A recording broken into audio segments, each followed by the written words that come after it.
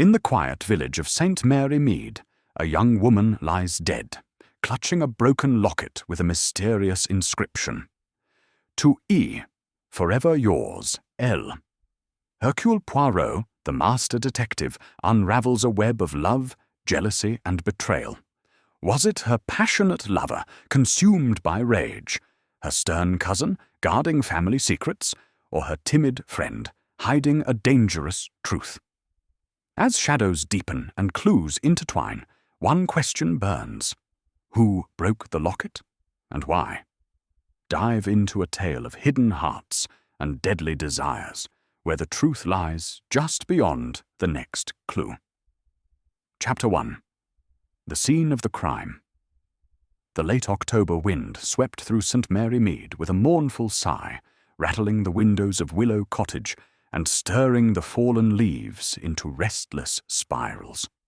The village, nestled in the gentle folds of the English countryside, was a place of quiet routine, where scandals rarely rose above whispered gossip at the vicarage tea.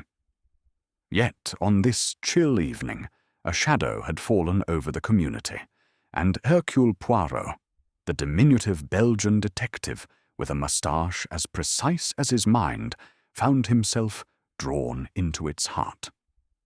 Poirot had arrived at the invitation of Miss Jane Marple, whose keen eyes missed little in the tapestry of village life.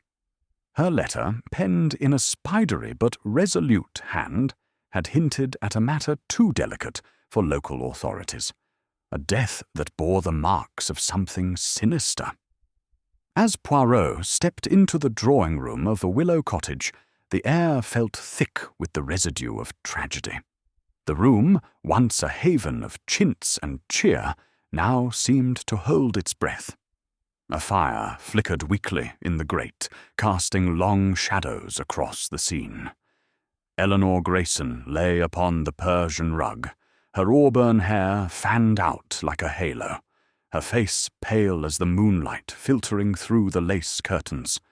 Her right hand clutched a silver locket, its chain tangled in her fingers, its heart-shaped pendant split open as if torn by force. A faint bruise encircled her slender throat, the skin discolored in a cruel necklace of violence. Nearby, a porcelain vase lay in shards, its roses scattered like mourners at a grave. A chair, overturned, rested against the wall, its legs pointing accusingly at the ceiling.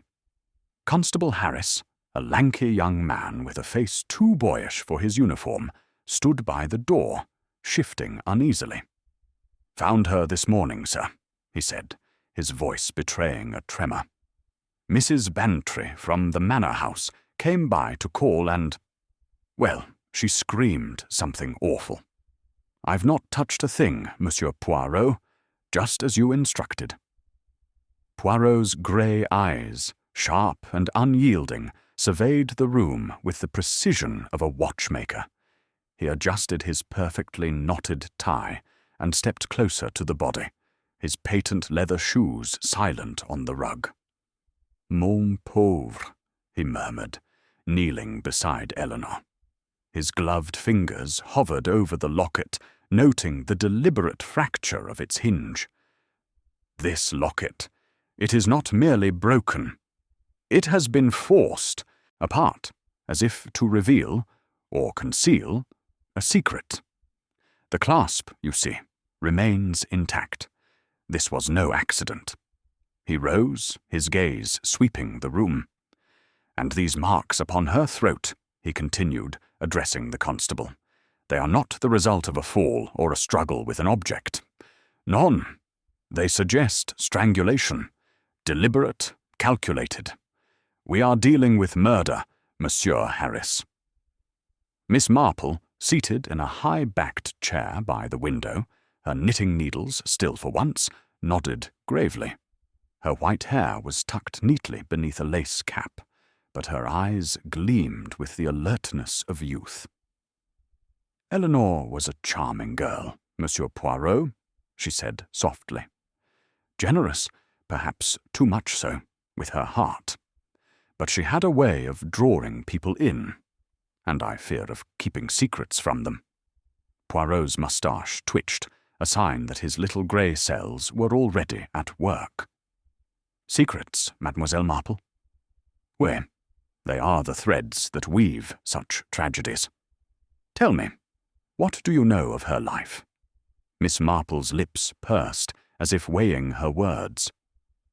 "Eleanor came to St. Mary Mead 2 years ago, after her parents passed. She inherited Willow Cottage and a modest income. She was well liked, always at the centre of our little gatherings. But lately—" She seemed distracted. There were whispers of a romance, and perhaps something more troubling. "That locket, Monsieur Poirot. It was never off her neck. I wonder what it held." Poirot's eyes returned to the locket, glinting faintly in the firelight. "We shall discover that, mon ami. But first, we must speak with those closest to her. The lover, the relative, the friend. They will have answers, or they will have lies.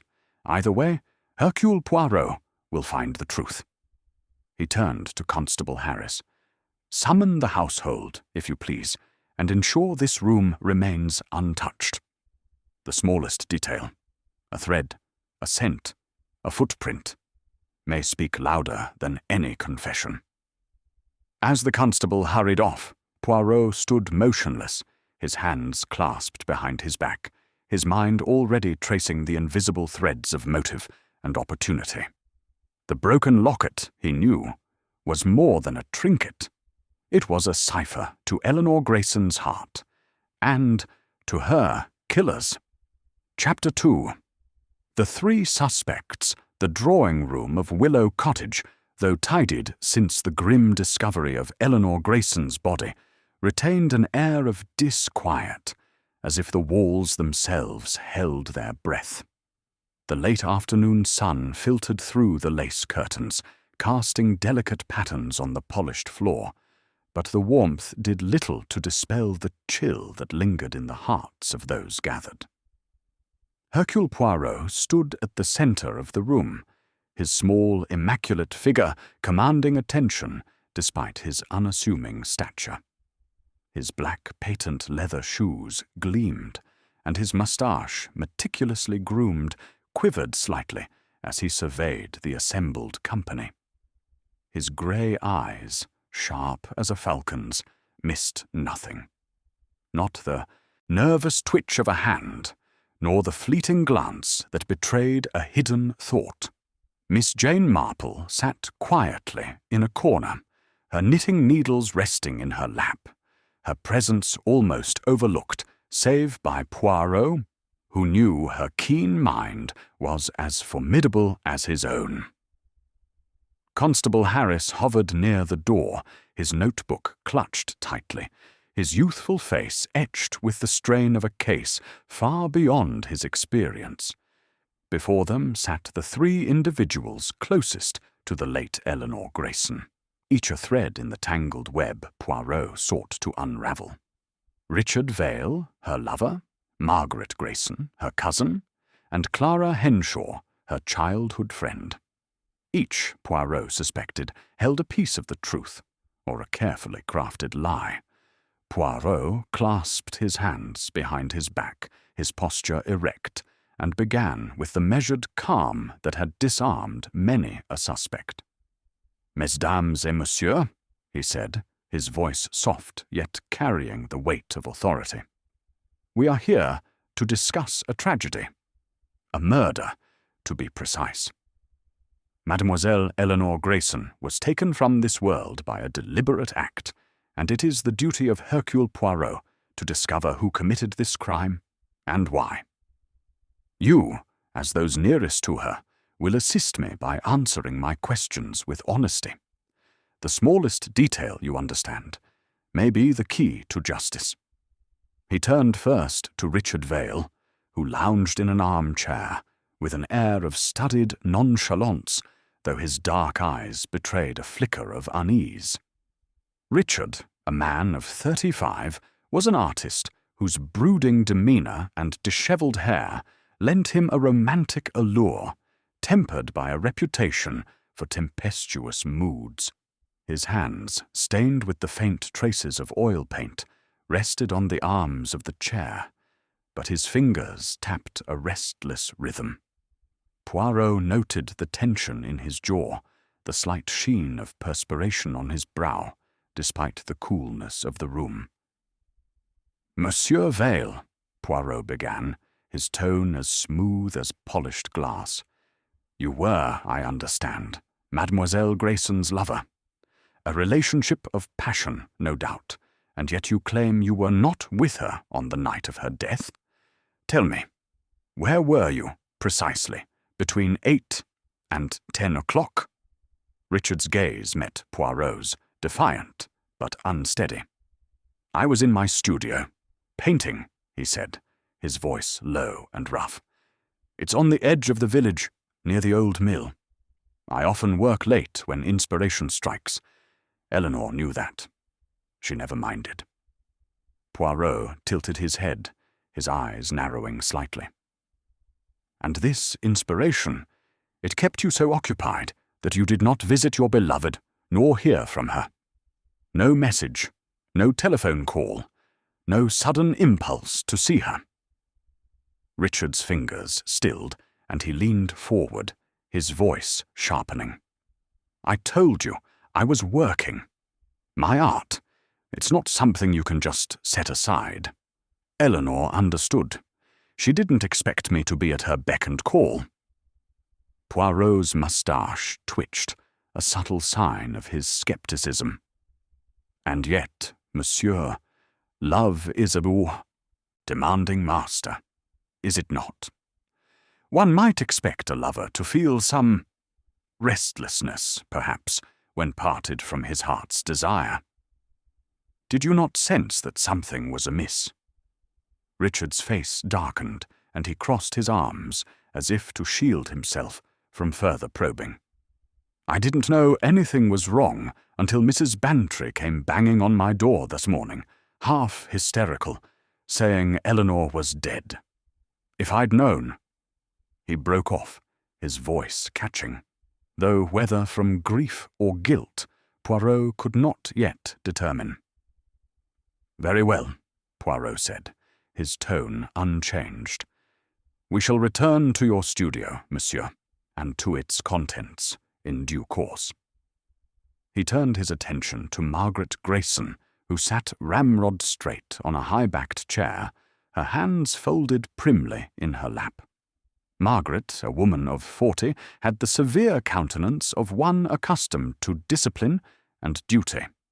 Her dark hair, streaked with grey, was pulled into a tight bun, and her grey eyes held a cold intensity that seemed to challenge Poirot's scrutiny. She wore a plain wool dress, its high neck and long sleeves a stark contrast to the vibrant silks Eleanor had favoured.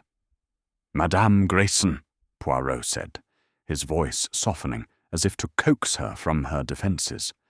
"You are Mademoiselle Eleanor's cousin, and, I understand, the manager of the Grayson family estate. A position of responsibility, no? Tell me, what was the nature of your relationship with your cousin?" Margaret's lips pressed into a thin line, and her fingers tightened briefly before relaxing. "Eleanor was impulsive," she said, her voice clipped and precise. "She was my cousin, yes, but we were not close. I managed the estate because she had no head for figures or discipline. She preferred parties and dresses to practical matters." Poirot nodded, his expression one of polite interest, though his mind was already cataloguing her words. "And this difference in temperament, it caused friction, perhaps? I'm told there was an argument between you and Mademoiselle Eleanor some days ago. Might you enlighten me?" Margaret's eyes flickered, but her composure held. "A minor disagreement," she said. "Eleanor wished to sell a parcel of land to fund one of her whims. A trip to Paris, I believe. I advised against it. The estate is not as prosperous as it once was, and such extravagance was unwise. She took my advice poorly, but that was the end of it. And on the night of her death? Poirot pressed, his gaze unwavering. Where were you, madame? I was in my study at Grayson Hall, Margaret replied, her voice steady. I spent the evening reviewing accounts. I retired at 10 and heard nothing of Eleanor's fate until the morning. Poirot's eyes lingered on her, noting the faint tremor in her hands, quickly concealed. Accounts, madame. A meticulous task. And yet, I wonder, did your cousin's recklessness weigh heavily on you? The burden of managing her affairs, perhaps, grew tiresome? Margaret's jaw tightened, and a flush crept into her cheeks. I did my duty, she said sharply. If you're suggesting I had reason to harm Eleanor, you're mistaken. I had no need to resort to such measures. The estate was under my control, and her spending was a nuisance, not a threat. Poirot inclined his head, as if conceding the point, though his mind was far from satisfied. He turned at last to Clara Henshaw, who perched on the edge of a sofa, her small frame hunched as if to make herself smaller still. Clara, barely 30, had a delicate, almost fragile appearance, with pale blonde hair and eyes that darted nervously about the room. Her hands twisted a lace handkerchief, its edges frayed from constant worrying. She had been Eleanor's childhood friend, a bond forged in the innocence of youth, but her demeanor suggested a woman haunted by more than grief.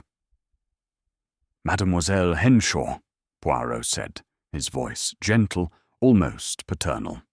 You were, I am told, Mademoiselle Eleanor's closest confidant. She shared her joys, her fears with you, oui? Tell me, what was her state of mind in the days before her death? Clara's eyes filled with tears, and she pressed the handkerchief to her lips. Eleanor was troubled, she said, her voice barely above a whisper. She was always so bright, so full of life, but lately she seemed distracted, even frightened. She wouldn't tell me everything, but I knew something was wrong. Poirot leaned forward slightly, his eyes softening. Frightened, you say? Of what, or of whom? Did she speak of a person, a place, a secret that weighed upon her? Clara hesitated, her gaze flickering to Richard and Margaret before returning to Poirot. She mentioned a man, she said at last, her voice trembling. Not Richard, someone else. She said he was important to her, but she couldn't talk about it. I begged her to tell me more, but she only smiled and said it would all work out.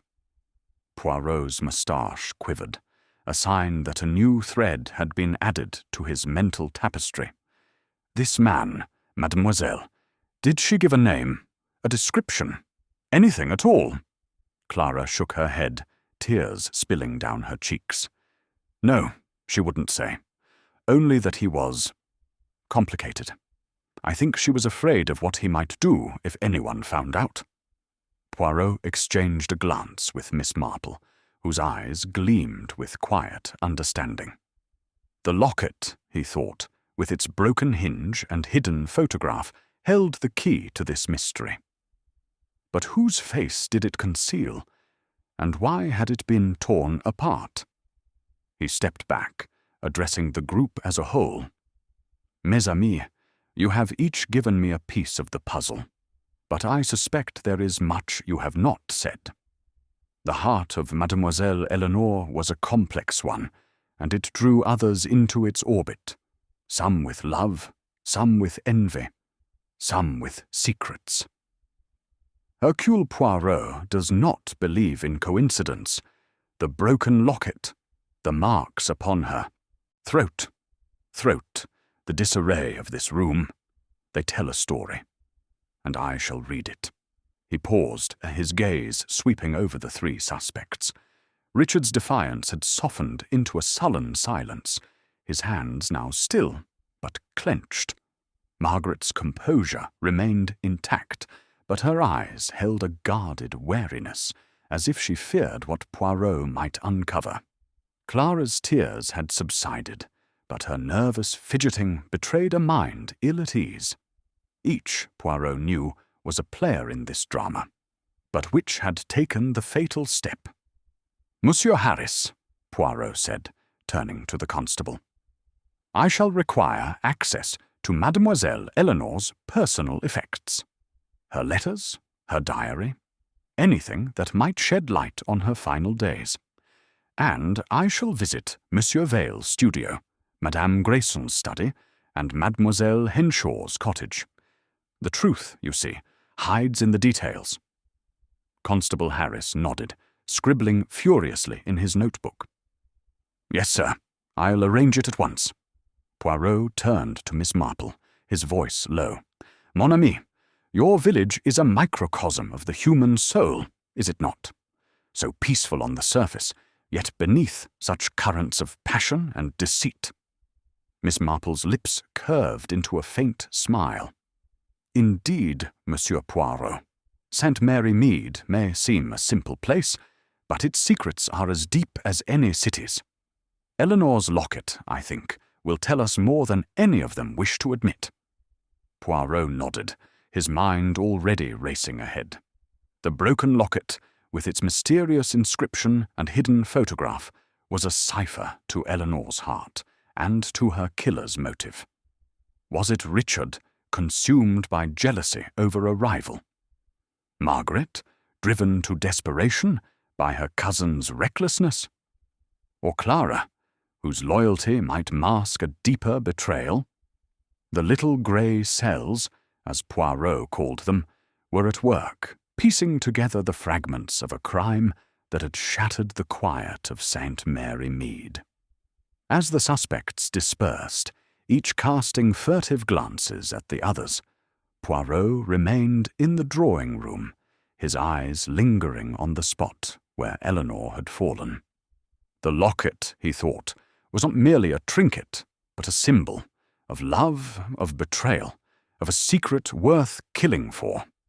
And Hercule Poirot, with his unerring instinct for truth, would uncover it, no matter how deeply it was buried.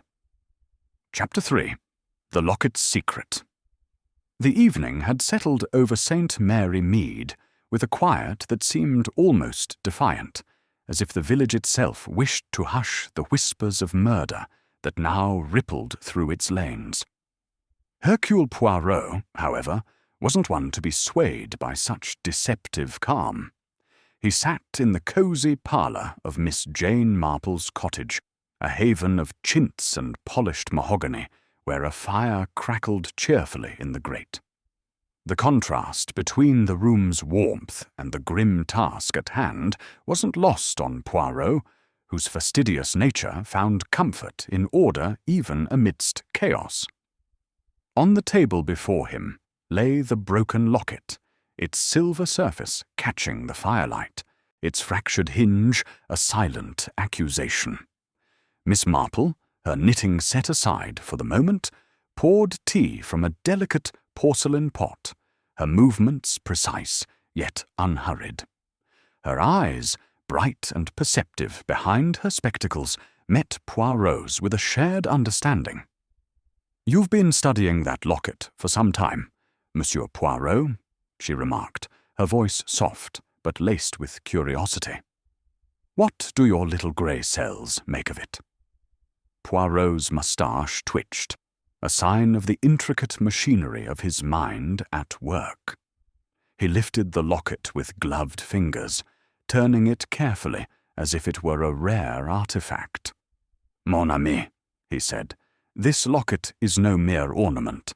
It is a window into Mademoiselle Eleanor's heart, and, I suspect, into the motive for her death. Observe, if you please, the inscription." He opened the locket, its broken hinge creaking faintly, and revealed the tiny engraving inst. "To E, forever yours." Miss Marple leaned forward, her eyes narrowing. L, she murmured. Not Richard Vale, then. Eleanor never mentioned anyone by that initial, but she was secretive of late. I recall Mrs. Bantry mentioning a stranger in the village, a man with a scar on his cheek. Could he be this L? Poirot nodded, his expression one of guarded excitement. A possibility, Mademoiselle Marple, but we must also consider the photograph. He extracted a small magnifying glass from his waistcoat pocket and peered at the locket's interior. Nestled within was a miniature portrait, barely an inch across, of a man with sharp features and dark eyes. The face was unfamiliar, but the scar Miss Marple had mentioned was faintly visible, a pale crescent on his left cheek. This man, Poirot said, is not Monsieur Vale. And yet Eleanor kept his likeness close to her heart. Why? And why was the locket broken, as if to expose or destroy this secret? Miss Marple sipped her tea, her gaze distant. Eleanor was a romantic, Monsieur Poirot, but not a fool. If she kept this locket hidden, it was because she knew its discovery would cause trouble.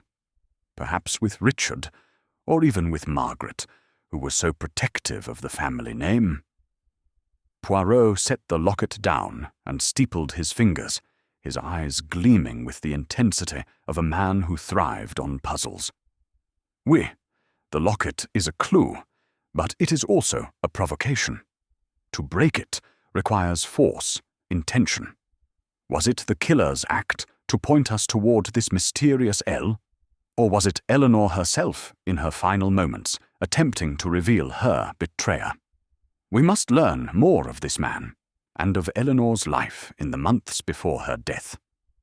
He rose, his movements precise, and paced the small parlour, his patent leather shoes silent on the rug. I shall require access to Mademoiselle Eleanor's private papers, letters, diaries, anything that might name this L or hint at his role in her life. And we must inquire discreetly in the village. A stranger with a scar does not pass unnoticed in St. Mary Mead, no? Miss Marple's lips curved into a faint smile. You're quite right, Monsieur Poirot. The village has eyes everywhere. Mrs. Bantry, the postmistress, even old Mr. Giles at the grocer's. Someone will have seen this man, or heard Eleanor speak of him. I'll make inquiries among my friends, quietly, of course. Poirot inclined his head, a gesture of respect for her subtle methods. Your knowledge of this village, mon ami, is as valuable as my little grey cells. Together we shall uncover the truth. But we must also consider the suspects we have already met. Monsieur Vale, with his passion and his pride, Madame Grayson, with her control and her resentment, Mademoiselle Henshaw, with her tears and her secrets. Each may know more of this L than they admit. He paused, his gaze returning to the locket. There is another question, Mademoiselle Marple. Why was the locket broken, yet left in Eleanor's hand? A thief would have taken it. A lover might have kept it as a memento. But to break it and leave it suggests a message, a warning, perhaps, or a misdirection. We must tread carefully, for the killer is clever, and they are watching. Miss Marple nodded, her fingers absently tracing the edge of her teacup. Eleanor's death has stirred something in St. Mary Mead, me Poirot. I've seen it before. Jealousy, betrayal, love turned sour.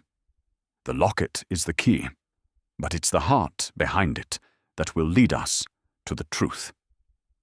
Poirot's eyes sparkled with determination.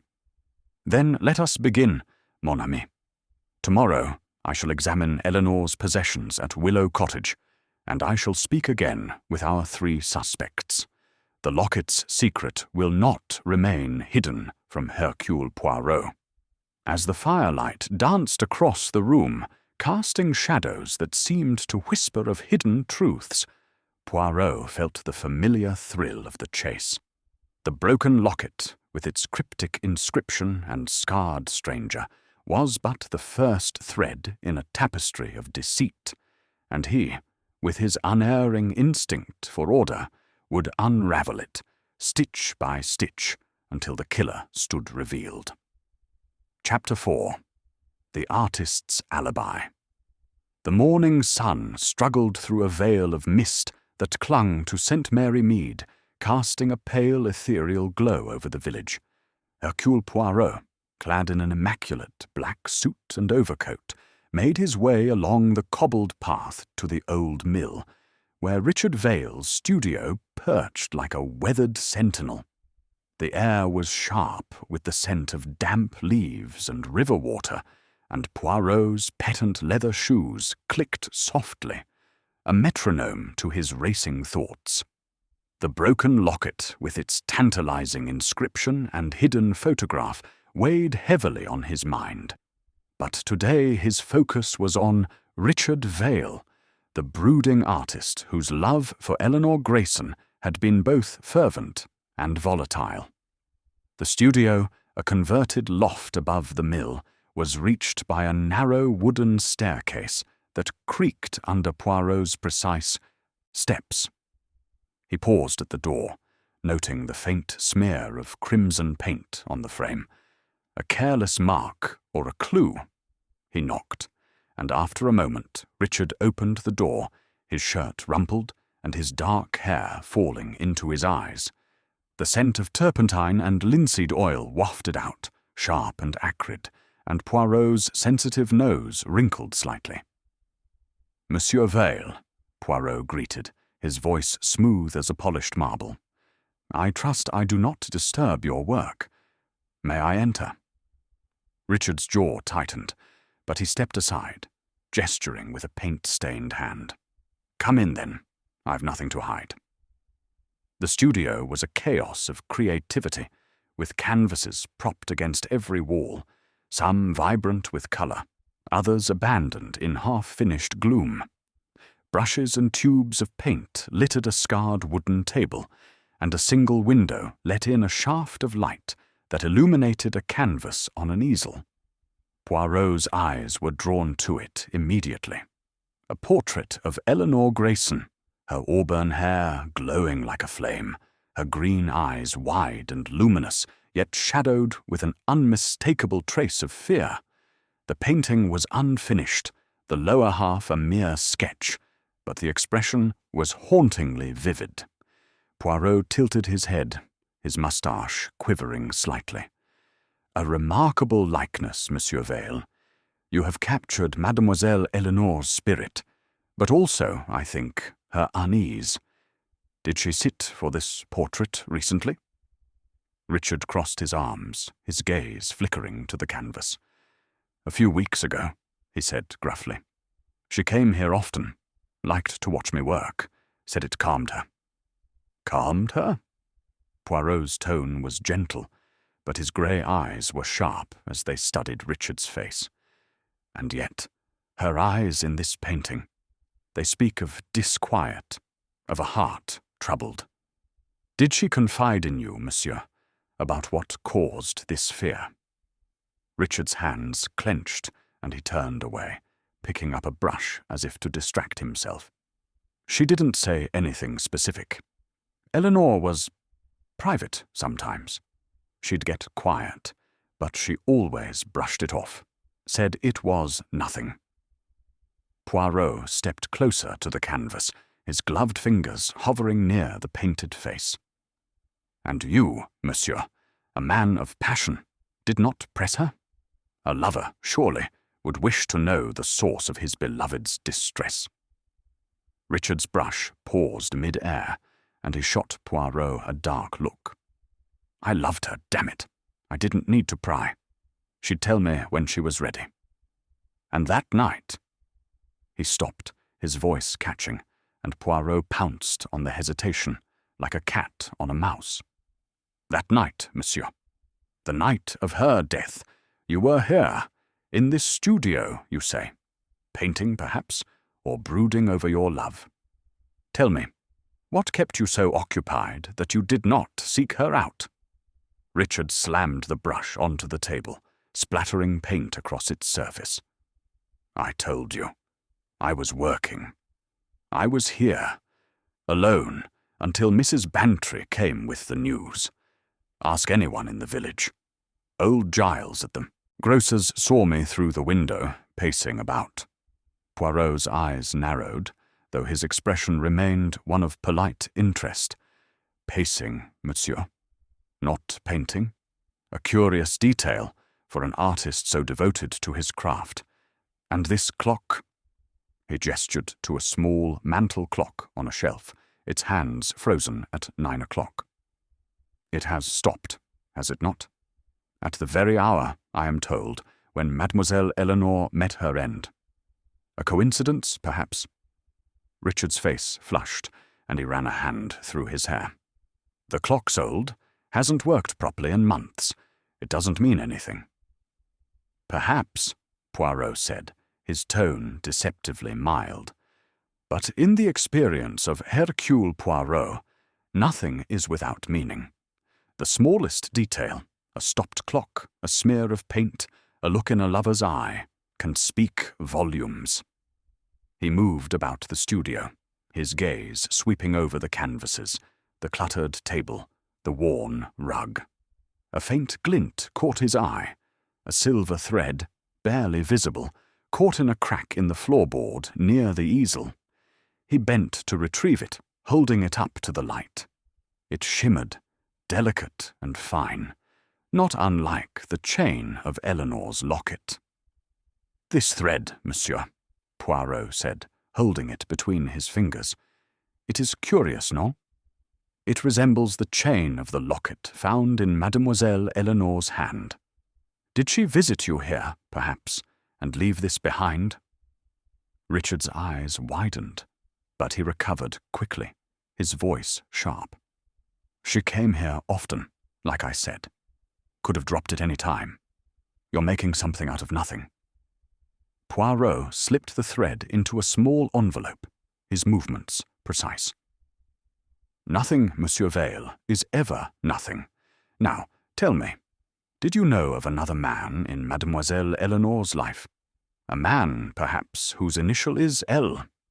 Richard's face went pale, and for a moment Poirot thought he might bolt. But the artist steadied himself, his voice low and strained. "Another man. Number she loved me.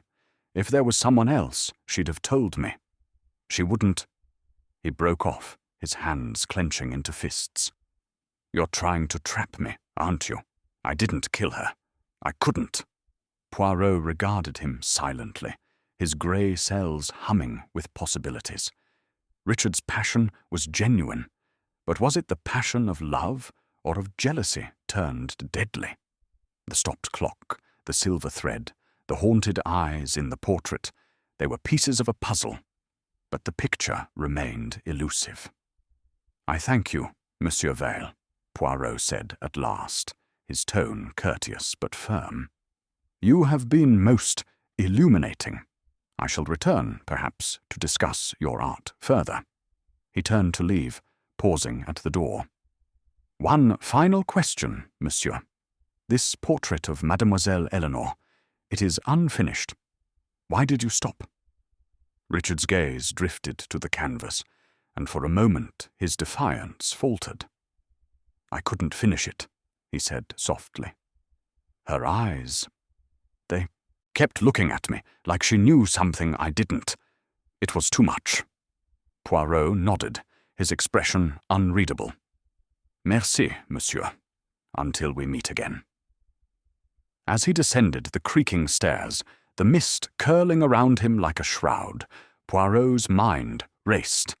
Richard Vale's alibi was shaky, his emotions raw, his studio a treasure trove of subtle clues. The silver thread, so like the locket's chain, suggested Eleanor had been there, or that Richard had been at Willow Cottage, despite his claims. The stopped clock, too, was a silent witness, its hands frozen at the hour of death. Was it mere coincidence, or a sign of a man caught in the act? Poirot glanced back at the studio, its single window glowing faintly in the mist. Richard Vail, he thought, was a man of passion, capable of great love, and perhaps great violence. The portrait of Eleanor, with its haunting eyes, was a testament to that passion, but also to a truth Richard might be hiding. The Locket's secret and the mysterious L loomed ever larger, and Poirot knew his next steps must be toward Margaret Grayson and Clara Henshaw, whose own secrets might illuminate the shadows cast by Richard's alibi. Chapter 5. The Cousin's Motive. The late morning light filtered through the tall, mullioned windows of Grayson Hall, casting a lattice of shadows across the austere parlour where Hercule Poirot now stood. The room, with its heavy oak furniture and faded tapestries, exuded an air of faded grandeur, as if clinging to a past more prosperous than the present. Margaret Grayson, Eleanor's cousin, and the steward of the family's dwindling estate, sat at a polished writing desk, her posture as rigid as the high-backed chair she occupied. Her grey eyes, sharp and unyielding, met Poirot's with a mixture of defiance and wariness, like a general guarding a beleaguered fortress. Poirot, impeccable in his tailored suit, his moustache a perfect crescent of precision, inclined his head courteously.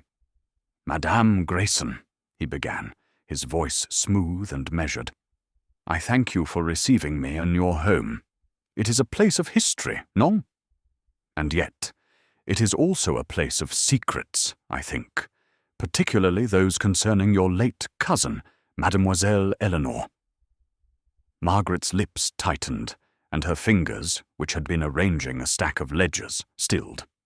"Secrets," she said, her tone clipped. "Eleanor was an open book, Monsieur Poirot, though not always a wise one. If you've come to pry into family matters, I assure you, there's little to find." Poirot's grey eyes gleamed, undeterred by her frostiness. "And yet, madame, it is the duty of Hercule Poirot to seek the truth, even in the smallest crevices. You were, I understand, the manager of the Grayson estate, a role of great responsibility. Tell me, what was the nature of your relationship with Mademoiselle Eleanor? There were, I am told, tensions between you." Margaret's gaze flickered, but her composure held firm, like a dam restraining a turbulent stream. "Eleanor was my cousin," she said, "but we were not kindred spirits. She was frivolous, extravagant, always chasing some fleeting fancy. A new dress, a trip abroad, a romance. I managed the estate because she had no patience for it. Our disagreements were practical, nothing more." Poirot stepped closer to the desk, his movements deliberate, his eyes noting the ledgers, their pages filled with meticulous columns of figures. "Practical, madame. And yet I have heard of an argument not long before her death. A matter of money, perhaps, or something deeper." Margaret's hands clasped together, the knuckles whitening briefly. "You've been listening to village gossip, I see," she said, her voice sharp as a blade. "Yes, we argued. Eleanor wanted to sell a parcel of land, part of our family's legacy, to fund some foolish notion of hers. I told her it was reckless, that the estate could ill afford such losses. She accused me of being miserly, of stifling her. But that was the extent of it. Families disagree, Monsieur Poirot. It doesn't mean I wished her harm." Poirot tilted his head, his moustache quivering slightly, a sign of his mind at work. "And this disagreement, madame, it left no lingering resentment. The burden of managing an estate for a cousin who, as you say, was reckless. It must have been trying, no? Margaret's eyes narrowed, and a faint flush crept into her pale cheeks. I did my duty, she said, her voice low but firm. The Grayson name means something, even if Eleanor cared little for it. I protected our legacy, as my father did before me. If you're implying I had reason to kill her, you're mistaken. Her death changes nothing, except to make my work harder. Poirot's gaze drifted to the ledgers, noting the hurried scrawl of recent entries, a stark contrast to the neat precision of earlier pages. These accounts, madame, he said, gesturing to the open ledger. You were working on them the night of Mademoiselle Eleanor's death, oui? From 8 to 10, you say. A meticulous task, requiring focus. And yet these entries, they are not so orderly as the others. A sign, perhaps, of a distracted mind. Margaret's lips parted, then closed, and for a moment Poirot glimpsed a crack in her armoured facade. I was tired, she said curtly. The estate's finances are complex, and Eleanor's spending made them more so. I may have been less precise that night, but I was here, in this room, alone. Poirot nodded, his expression one of polite interest, though his mind catalogued every nuance of her response. Alone, madame, and no one saw you, no servant, no visitor to confirm this. It is curious, for a house such as this must have eyes and ears. Margaret's jaw tightened, and she rose from her chair, her movements controlled, but betraying a flicker of unease. My housekeeper, Mrs. Dodd, was in the kitchen until 9, but she retires early, needed no company to do my work. If you doubt me, Monsieur Poirot, you may ask her. Merci, madame, Poirot said, his tone deceptively mild. I shall do so, but let us speak of another matter. The locket found in Mademoiselle Eleanor's hand. You knew of it, I presume? A silver heart inscribed with "To E, forever yours, L." Does this L stir any memory? Margaret's eyes widened briefly, but she recovered quickly, her voice steady. Eleanor wore that locket always, but she never spoke of its meaning. I assumed it was a gift from Richard Vale, though I never asked. If it points to another man, I know nothing of him. Poirot's moustache twitched, a subtle sign of his skepticism. Nothing, madame. And yet, as her cousin and the guardian of the family's honour, you must have been curious about her attachments. A man with a scar on his cheek, perhaps, seen in the village with Eleanor. Margaret's face remained impassive, but her fingers tightened on the edge of the desk. I don't concern myself with village tittle-tattle, she said. Eleanor's romantic notions were her own affair. I had no interest in them, nor in some stranger she may have met. Poirot stepped back, his hands clasped behind his back, his gaze never leaving her face. Very well, madame. But permit me to observe that the death of Mademoiselle Eleanor places you in sole control of the Grayson estate, does it not? A position of power, and perhaps of relief, for one who found her cousin's ways so burdensome. Margaret's flush deepened, and her voice grew icy. If you're accusing me, Monsieur Poirot, say it plainly. I did not kill Eleanor. I had no need to. She was no threat to me. The estate was mine to manage, and her death only complicates matters, with creditors circling and no heir to share the burden. Poirot inclined his head, as if conceding the point, though his mind was far from satisfied. I accuse no one, madame, yet. But the truth, it has a way of revealing itself, like a painting beneath layers of varnish. I shall examine these ledgers, with your permission, and speak with your housekeeper. The smallest detail, you understand, may illuminate the shadows. Margaret hesitated, then nodded curtly. "Do as you must. You'll find nothing here but numbers and duty." As Poirot took his leave, he paused at the parlour door, his eyes lingering on a small portrait on the wall. A stern-faced man, presumably a Grayson ancestor, whose gaze seemed to echo Margaret's own. Duty, Poirot thought, could be a heavy yoke, and one that might drive a woman to desperation if pushed too far. The hurried ledgers, the absence of witnesses, the coldness in her demeanour. They were threads in the tapestry of this crime. But whether they pointed to guilt or merely to a woman stretched thin by responsibility, he could not yet say. Outside, the mist had lifted, and the village lay bathed in pale sunlight, its thatched roofs and neat gardens a deceptive picture of tranquillity.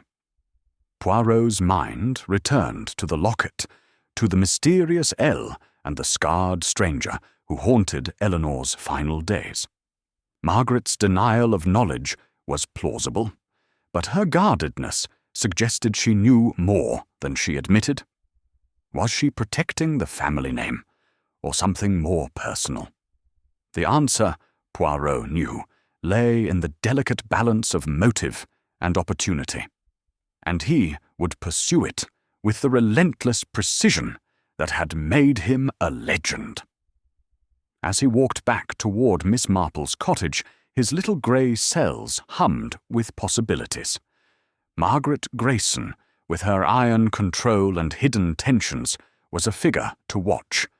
But next he must turn to Clara Henshaw, whose tears and nervous glances hinted at a knowledge that might unlock the Locket's secret, and the truth behind Eleanor's death. Chapter 6. The Friend's Confession. The afternoon sun dipped low over St. Mary Mead, painting the village in hues of gold and amber, yet the warmth did little to soften the chill that lingered in the air. A chill born not of weather, but of secrets unspoken. Hercule Poirot, his overcoat neatly buttoned and his cane tapping lightly on the cobbled path, approached the modest cottage of Clara Henshaw. The dwelling, tucked behind a hedge of blooming roses, was as unassuming as its occupant, its whitewashed walls and sagging thatch exuding a quiet charm that belied the turmoil within. Poirot's sharp eyes noted the drawn curtains, the faint tremble of a shadow within, as if the cottage itself were nervous of his arrival. Clara Henshaw, Eleanor Grayson's childhood friend, had struck Poirot as a fragile creature during their first meeting, her tearful eyes and restless hands betraying a heart heavy with grief, or perhaps with guilt. Her role as Eleanor's confidant made her a vital piece in the puzzle of the broken locket, and Poirot intended to probe gently but relentlessly, as was his way, to uncover what she knew of Eleanor's secrets. He knocked softly, and after a moment, Clara opened the door, her pale blonde hair escaping its pins, her blue eyes red-rimmed and wary. She wore a simple muslin dress, its hem slightly frayed, and clutched a crumpled lace handkerchief as if it were a lifeline. "Monsieur Poirot," she said, her voice barely above a whisper. I didn't expect you. Please, come in." Poirot stepped into the small parlour, its air thick with the scent of lavender and old memories. Photographs lined the mantel, faded images of two girls, Eleanor and Clara, laughing in sunlit meadows, their arms entwined, their faces free of the shadows that now haunted the room. A single armchair sat by a cold hearth, its cushion worn from long hours of solitary sitting.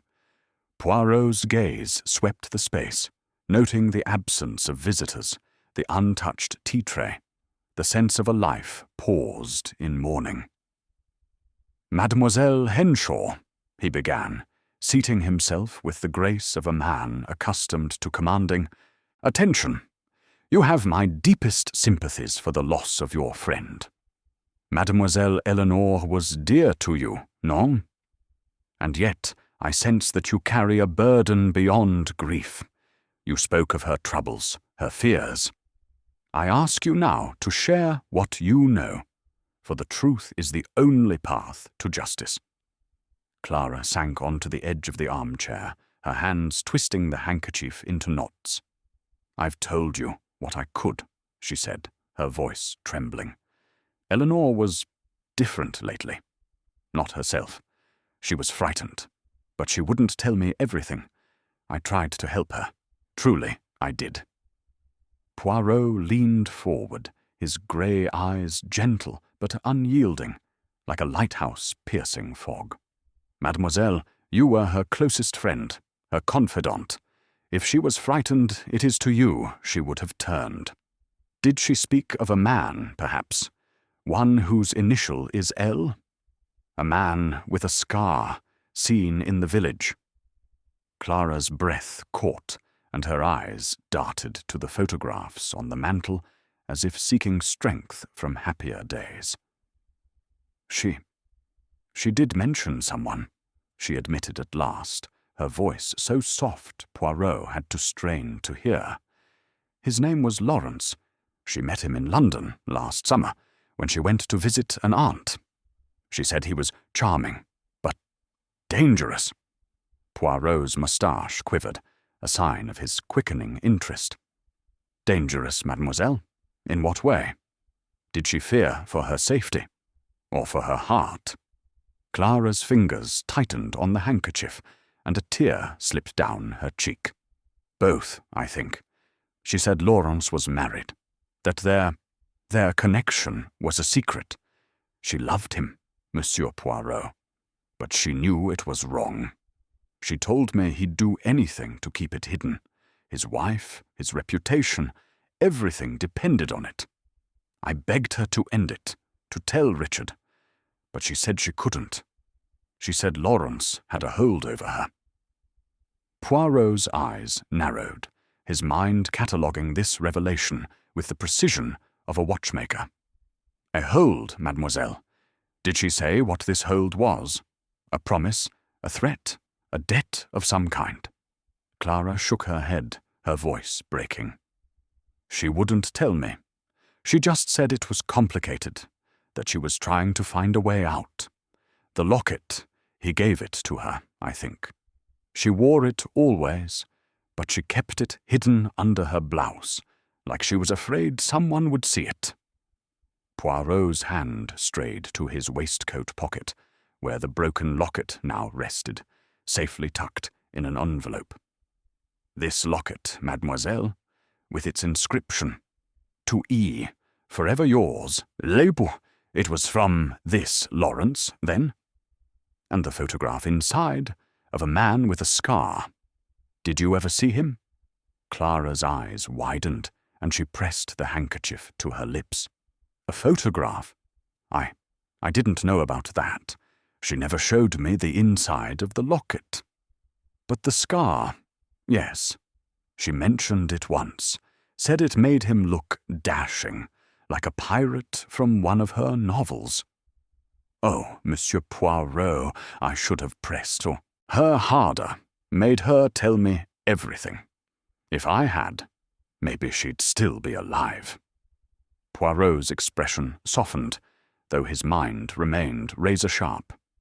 Do not blame yourself, mademoiselle. The heart keeps its secrets, even from those it trusts. But tell me, where were you on the night of her death? You said you were at home, alone. Is there no one who can confirm this? Clara's cheeks flushed, and she looked away, her fingers trembling. No one, she said quietly. I was here, reading. I don't sleep well, and I often stay up late. No one came by. No one saw me. But I swear, Monsieur Poirot, I would never hurt Eleanor. She was like a sister to me. Poirot nodded, his gaze drifting to the photographs on the mantel. One, slightly askew, showed Eleanor and Clara at a village fair, their faces alight with laughter. But another, half hidden behind a vase, caught his eye. A candid shot of Eleanor alone, her expression pensive, her hand resting on the locket at her throat. "This photograph, mademoiselle," he said, pointing to it. "When was it taken?" Clara followed his gaze, her brow furrowing. "Last month, I think. I took it when we were walking by the river. She didn't know I was taking it. She was lost in thought. I kept it because she looked so beautiful, even when she was sad." Poirot's moustache twitched, and he made a mental note of the photograph's date. "Sad, you say? And yet she did not confide the cause of this sadness?" Clara shook her head, tears welling anew. "Number, she just said she was sorting things out. I thought it was about Richard, or maybe the estate, but now I think it was Lawrence." Poirot rose, his movements graceful and deliberate. "Merci, Mademoiselle Henshaw. You have been most helpful. One final question. Did Mademoiselle Eleanor ever mention a fear of anyone else? Monsieur Vale, perhaps? Or Madame Grayson?" Clara hesitated, her eyes flickering with uncertainty. She said once that Richard could be jealous, that he didn't like her keeping things from him. And Margaret. She thought Margaret was too controlling, always watching her, but she never said she was afraid of them. Not exactly. Poirot inclined his head, his mind already weaving this new thread into the tapestry of the case. "You have given me much to consider, mademoiselle. I shall return, perhaps, to speak further. In the meantime, rest, and do not let fear silence you. The truth, it will protect you." As he stepped out into the fading light, the roses nodding in the breeze, Poirot's thoughts were a whirl of connections. Clara's confession had confirmed the existence of Lawrence, a married man with a scar and a secret, whose hold over Eleanor had driven her to fear. The locket, with its hidden photograph and broken hinge, was indeed the key, but its message remained cryptic. Was Lawrence the killer, driven to silence Eleanor to protect his marriage? Or had her secret affair ignited jealousy in another? Richard, perhaps, or even Margaret, whose duty to the family name might have turned to rage. Poirot's cane tapped a steady rhythm as he walked back toward Miss Marple's cottage, his little grey cells humming with possibilities. Clara's tears were genuine, but her solitude on the night of the murder left her vulnerable to suspicion. The photograph by the river, the mention of Lawrence's dangerous hold, the absence of an alibi, they were all pieces of the puzzle, and Poirot was determined to fit them together. The next step, he knew, was to find this Lawrence, the scarred stranger whose shadow loomed over Eleanor's death. Chapter 7. The Stranger in the Village. The twilight draped St. Mary Mead in a veil of soft purple, the village's quaint cottages and winding lanes hushed under the weight of evening. Hercule Poirot, his overcoat buttoned against the gathering chill, made his way to the Rose and Crown, the village's sole inn, where a stranger had taken lodging some weeks prior. The inn, with its ivy-clad walls and glowing windows, was a hub of local gossip, and Poirot, guided by Miss Marple's discreet inquiries, had learned of a man with a scarred cheek who matched the description tied to the mysterious L of Eleanor Grayson's locket. His cane tapped a deliberate rhythm on the cobblestones, each step a beat in the symphony of his thoughts, as he pieced together the threads of this intricate case. The locket, with its inscription, "To E," "Forever yours," L, and the photograph of a scarred man had become the fulcrum of Poirot's investigation.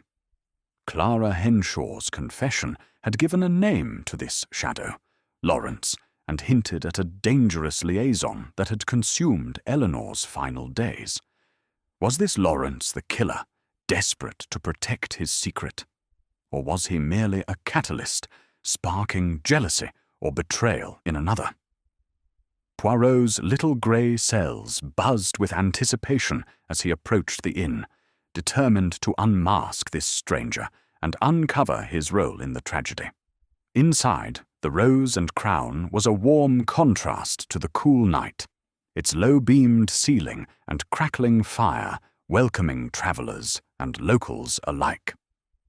The innkeeper, a stout woman named Mrs. Pritchard, greeted Poirot with a nod, her eyes sharp with the curiosity of one who thrived on the comings and goings of St. Mary Mead. "Evening, Monsieur Poirot," she said, wiping her hands on her apron. "Miss Marple said you'd be by, asking about our guest. Mr. Mortimer's in the private parlour, if you're wanting a word." Poirot's moustache twitched, his interest piqued by the name. "Mortimer, you say? Merci, madame. I shall speak with him at once. But tell me, what manner of man is this Mr. Mortimer? A frequent visitor, or a stranger to these parts?" Mrs. Pritchard lowered her voice, her eyes darting toward the parlour door. "He's been here a month or so, off and on. Says he's a businessman from London, looking at properties for investment. Keeps to himself mostly, but he's got a way about him. Charming when he wants to be, but there's a hardness in his eyes, and that scar on his cheek makes him stand out, it does." Poirot nodded, filing away her observations. "And did he ever meet with Mademoiselle Eleanor Grayson, to your knowledge?" The innkeeper's brow furrowed. "I saw them together once, in the lane by the church. They were talking quiet-like, heads close together. Didn't think much of it at the time. Eleanor was always friendly. But now, with her gone—" She trailed off, shaking her head. "Merci, madame," Poirot said, his tone grave. "Your memory is most helpful. Now, if you please, direct me to this parlour." Mrs. Pritchard led him to a small room at the back of the inn, its walls panelled in dark wood and lit by a single lamp. Lawrence Mortimer sat at a table, a glass of whisky in hand, his lean frame relaxed, but his eyes alert. He was a man of perhaps 40, with sharp features and dark hair streaked with silver. The scar on his left cheek, a pale crescent, was unmistakable, catching the lamplight as he turned to face Poirot. His expression was one of polite indifference, but Poirot sensed a guardedness, like a chess player awaiting an opponent's move. "Monsieur Mortimer," Poirot said, removing his hat and bowing slightly, "I am Hercule Poirot, a detective investigating the unfortunate death of Mademoiselle Eleanor Grayson. May I have a moment of your time?" Oh, Mortimer's eyes narrowed, but he gestured to a chair. "Of course, Mr. Poirot. I've heard of you. A tragedy. What happened to Miss Grayson? How can I assist?" Poirot seated himself, his posture erect, his grey eyes fixed on Mortimer's face. "You knew Mademoiselle Eleanor, I believe. She was seen in your company, and there is evidence, let us say a certain keepsake, that suggests a connection. I ask you, monsieur, what was the nature of your relationship?" Mortimer's fingers tightened briefly around his glass, but his voice remained steady. "I met Miss Grayson a few times. Yes. A passing acquaintance, nothing more. She was charming, interested in my work. We spoke of property investments. She mentioned her family's estate. That was all." Poirot's moustache quivered, a sign of his scepticism. "A passing acquaintance, monsieur? And yet there is this."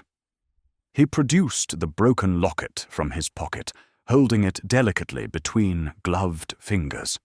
The silver heart glinted in the lamplight, its fractured hinge a silent accusation.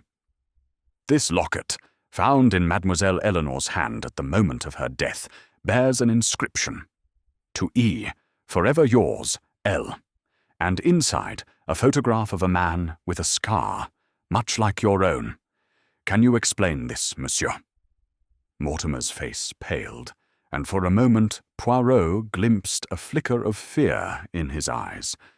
But he recovered quickly, leaning back with a forced smile. A coincidence, surely. I know nothing of any locket. If Eleanor had such a thing, it wasn't from me. As for the scar, plenty of men have them. War wounds, accidents. You're building a case on nothing, Mr. Poirot. Poirot's gaze did not waver, his voice soft but piercing. Nothing, monsieur. In the experience of Hercule Poirot, nothing is ever nothing. Mademoiselle Eleanor was troubled, perhaps frightened, by a man named Laurence, a married man, I am told, whose secret she kept, a secret that may have cost her life. You are married, are you not? Mortimer's jaw tightened, and he set his glass down with a deliberate thud. I am, but that's no secret. My wife is in London, and my business here is legitimate. If you're suggesting I had anything to do with Eleanor's death, you're mistaken. I was here in this inn, the night she died. Mrs. Pritchard can vouch for me. I was in the public room until 10, then retired to my bed. Poirot nodded, his expression one of polite interest, though his mind was of cataloguing every nuance. A convenient alibi, monsieur. And yet the locket suggests a connection more intimate than you claim. Did Mademoiselle Eleanor ever speak to you of her fears, of a danger she faced? Mortimer's eyes flicked to the locket, then back to Poirot. She never mentioned anything like that. She was lively, full of plans. If she was afraid, she hid it well. Poirot rose, slipping the locket back into his pocket. Merci, Monsieur Mortimer. You have been most cooperative. But I warn you, the truth has a way of revealing itself, and Hercule Poirot is its servant. I shall speak with Mrs. Pritchard to confirm your movements, and I may return with further questions. Mortimer's smile was tight, almost a grimace. Do what you must, Mr. Poirot. I've nothing to hide. As Poirot stepped back into the inn's main room, he paused to confer with Mrs. Pritchard, who confirmed Mortimer's presence in the public room until 10 on the night of the murder, though she could not swear to his whereabouts after. He's a quiet one, she added, but I heard him pacing in his room late that night. Restless he was. Poirot thanked her and stepped out into the cool night, his mind a whirl of possibilities. Lawrence Mortimer, with his scar and his secrets, was no mere bystander. His denial of the locket was too quick, his composure too practiced. Yet his alibi, if true, placed him at the inn during the critical hour. Was he the L of the locket, the dangerous lover Clara had described? Or was he a pawn in a larger game, his presence in St. Mary Mead a distraction from the true killer? As Poirot walked back to Miss Marple's cottage, the stars emerging in the velvet sky, he felt the weight of the locket in his pocket, its broken hinge, its hidden photograph, its cryptic inscription. They were a cipher to Eleanor's heart, and perhaps to her death. Lawrence Mortimer was a piece of the puzzle, but whether he was the killer or merely a shadow in the background, Poirot could not yet say. The next step, he knew, was to confront the suspects with this new knowledge and to watch their reactions as the net of truth drew tighter. Chapter 8. The Night of the Crime. The air in Willow Cottage's drawing-room was heavy with tension as if the walls themselves retained the echo of Eleanor Grayson's final moments. Hercule Poirot stood at the centre of the room, his small, immaculate figure a beacon of order amidst the lingering chaos of murder. The late afternoon light filtered through the lace curtains, casting delicate shadows that danced across the Persian rug, where Eleanor's body had been found. The room had been restored to its former tidiness, but the memory of the toppled chair, the shattered vase, and the broken locket clutched in her lifeless hand lingered like a ghost. Poirot had summoned the three suspects, Richard Vale, Margaret Grayson, and Clara Henshaw, along with Constable Harris and Miss Jane Marple, whose quiet presence in a corner armchair lent an air of subtle authority. The suspects sat in a semicircle, their faces a study in contrasts, Richard's brooding intensity, Margaret's icy reserve, Clara's trembling fragility. Each, Poirot knew, held a piece of the truth, and it was his task to weave those pieces into a coherent tapestry. "Mesdames et messieurs," Poirot began, his voice calm but resonant, "we gather in the very room where Mademoiselle Eleanor Grayson met her tragic end. She was strangled, her locket broken, her surroundings disturbed. These are not the marks of chance, but of intention. A crime planned and executed with purpose. Hercule Poirot has questioned each of you, and now we shall reconstruct the night of the crime, to see where the truth lies." He paced slowly, his hands clasped behind his back, his grey eyes scanning each face. "Let us begin with the facts. Mademoiselle Eleanor was killed between 8 and 10 o'clock, as the doctor has confirmed. The marks on her throat suggest a strong hand, driven by passion or desperation. The locket, inscribed "To E, forever yours, L," and containing the photograph of a scarred man, points to a secret, perhaps a lover, perhaps a threat. The room's disarray, a toppled chair, a broken vase, suggests a struggle, or perhaps a deliberate attempt to mislead. Now, let us hear again your accounts of that night." He turned first to Richard Vale, whose dark eyes smouldered with barely concealed agitation. "Monsieur Vale, you claim you were in your studio, painting alone. Yet the clock there was stopped at 9, the hour of Mademoiselle Eleanor's death, and a silver thread, much like the chain of her locket, was found in your studio. Can you explain these coincidences?" Richard's hands clenched the arms of his chair, his knuckles whitening. "I've told you. I was painting," he said, his voice rough. "The clock's been broken for months. It's just junk. As for the thread, Eleanor visited my studio all the time. She could have left it there weeks ago. You're trying to pin this on me, but I loved her. I'd never hurt her." Poirot's moustache twitched, his gaze unyielding. "Love, monsieur, can be a fire that warms or a flame that consumes. You discovered her secret, perhaps? The locket, the man named Lawrence. Did they ignite your jealousy?" Richard's face flushed, and he leaned forward, his voice rising. "I didn't know about any Lawrence. If she had another man, she kept it from me. I'd have fought for her, not killed her." Poirot nodded, his expression inscrutable, and turned to Margaret Grayson, who sat with her hands folded tightly in her lap, her grey eyes cold as winter stone. "Madame Grayson, you were in your study at Grayson Hall, balancing accounts, you say. Yet your ledgers show hurried entries, as if your mind was elsewhere, and no one, no servant, no visitor, can confirm your presence after 9. Is there something you wish to add?" Margaret's lips pressed into a thin line, her posture rigid. "I've told you everything," she said, her voice clipped. I was working alone. The estate's finances are a constant strain, thanks to Eleanor's extravagance.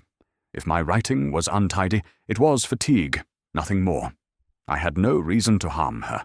She was a burden, not a threat. Poirot tilted his head, his eyes narrowing slightly. A burden, madame. And yet her death leaves you in sole control of the Grayson estate. A convenient outcome. None, for one so devoted to duty. Margaret's flush was faint but noticeable, her voice sharp. Convenient. Her death has only complicated matters. Creditors, legalities, no heir. If you think I killed her for control, you're mistaken. I already had it. Poirot's gaze lingered on her, then shifted to Clara Henshaw, who huddled on the sofa, her handkerchief a sodden wad in her hands. Mademoiselle Henshaw, you were at home, reading, you say, with no one to confirm your solitude. You knew of Lawrence, the married man who held Eleanor's heart. You begged her to end the affair, did you not? Did you fear what this secret might bring, to her or to you? Clara's tears spilled freely, her voice a broken whisper. I told you. I begged her to stop seeing him. Lawrence was dangerous. She said so herself. I was here, alone, that night. I didn't know she was in trouble until it was too late. She buried her face in her handkerchief, her shoulders shaking. Poirot stepped back, his hands still clasped, his voice softening but carrying a steely edge. Each of you claims innocence, yet the facts speak otherwise. The locket points to Lawrence Mortimer, a man with a scar, seen in St. Mary Mead, who denies intimacy with Mademoiselle Eleanor, but whose alibi is not airtight. The room's disarray suggests a struggle, yet nothing was stolen. A curious detail, no? And the locket, broken yet left in her hand, as if to taunt or to accuse. Let us consider, was this a crime of passion, of jealousy, of greed? Or was it a calculated act, disguised as chaos? He paused, letting the silence press upon them, watching their faces for the smallest betrayal of truth. Richard's jaw was tight, his eyes darting to the rug where Eleanor had fallen. Margaret's composure held, but her fingers twitched, betraying a hidden strain. Clara's sobs had quieted, but her gaze was fixed on the floor, as if afraid to meet Poirot's eyes. Monsieur Harris, Poirot said, turning to the constable, you have examined Mademoiselle Eleanor's papers, oui? What have you found? Harris, clutching his notebook, cleared his throat. We found a diary, sir, in her bedroom. It mentions meetings with someone called L, but no full name. The last entry, dated the day before her death, says, I must tell him it's over, but I'm afraid. That's all, sir. Poirot's eyes gleamed, the diary's words a new thread in his tapestry. Afraid, you say. And yet she clutched the locket, as if it were her final message. Mes amis, the truth is close, but it hides in the shadows of your silence. I urge you, if you know more, speak now, for Hercule Poirot will uncover it, one way or another. The room remained silent, save for Clara's soft sniffles. Miss Marple, her knitting untouched, met Poirot's gaze with a nod of understanding.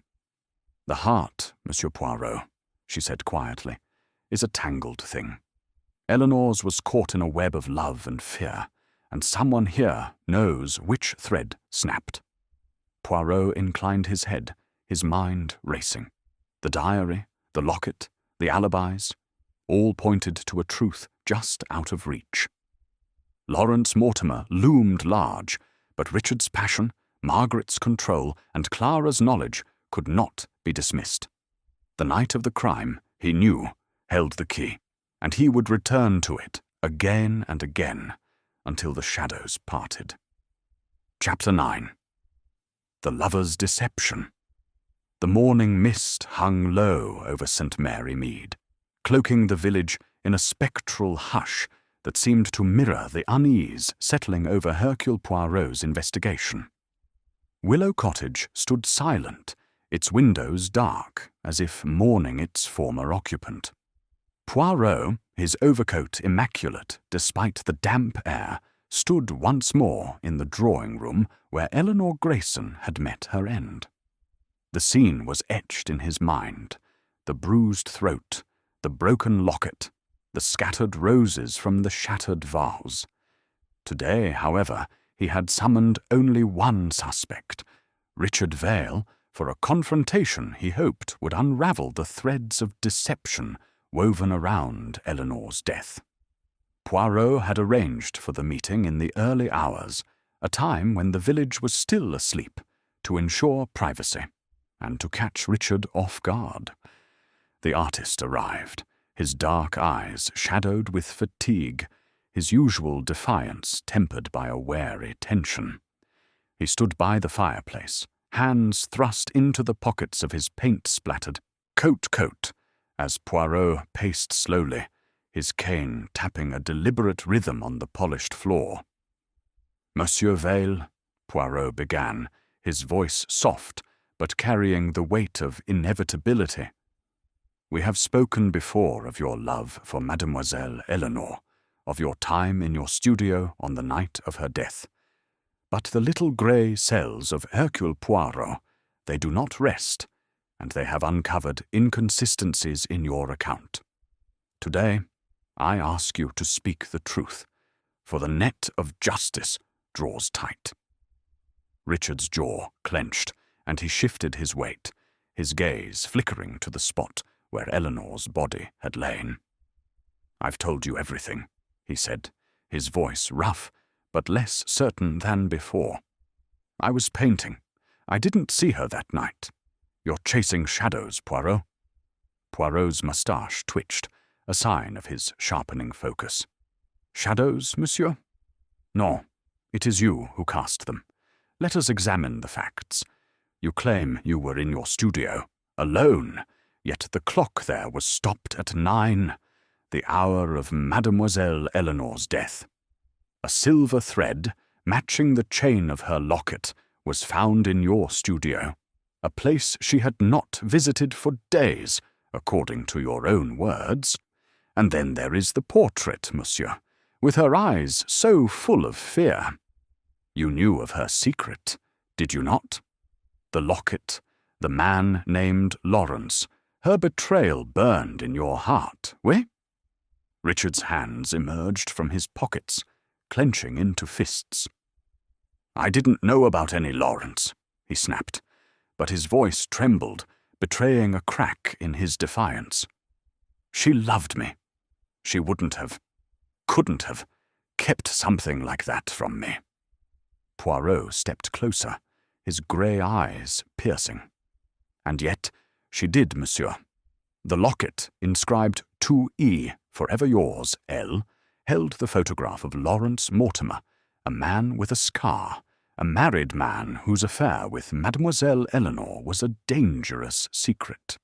Her diary, found in her bedroom, speaks of her intent to end this liaison, of her fear of his reaction. But it was not Lawrence she met that night, I think. It was you.